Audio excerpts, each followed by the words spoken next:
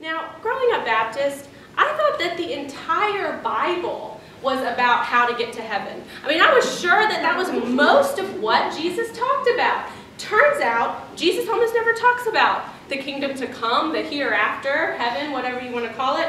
But one of the only places he does, he says that it's dependent on us giving the hungry something to eat. I was thirsty and you gave me something to drink. I was a stranger and you invited me in. I needed clothes and you clothed me. I was sick and you looked after me. I was in prison and you came to visit me. And the kingdom is prepared for these. Almost never talks about the kingdom hereafter. But when he does, this is what it's about. And the tension built, and it built some more. And the reason this tension was building was because I felt a call to do these things. These scriptures rang true for me. And I had thought that it was as simple as a decision. I thought the scriptures ring true, you either decide to do them or you don't. But what I was finding in my life was that I literally couldn't do them.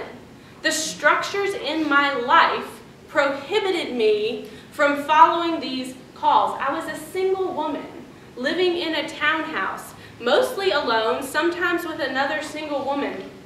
The invitation to call a stranger into my home seemed mostly folly, like it would get me in trouble and potentially the stranger. I mean, it seemed utterly unwise. My life was not built to do that sort of welcome. I was spending most of my waking hours in the center of a historic institution that most naked people and hungry people and people who needed a drink, A, wouldn't even have been able to make their way into, and B, wouldn't have felt comfortable in for more than a few. If they'd gotten there, they would have quickly made their way out. And that's where I was spending the bulk of my time as a seminarian. There were literally concrete forms of my life that did not allow me to follow Matthew 25, even though I wanted to,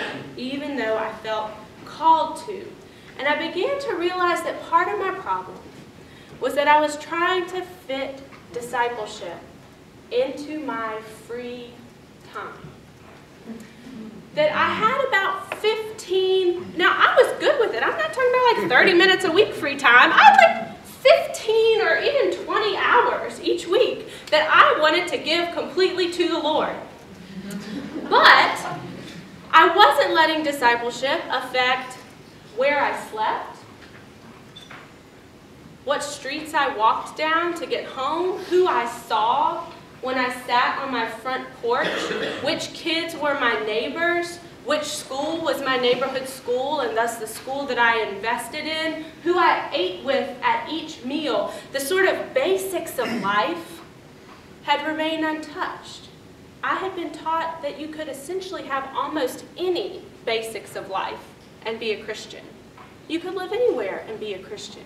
You could work any job and be a Christian. God has a plan in your workplace for that gospel to be made known. Any job, you could be a Christian. And I'm not saying that that's not the truth, but it had given me the sense that all the basics of my life remained untouched by my discipleship, and that what God got was my free time.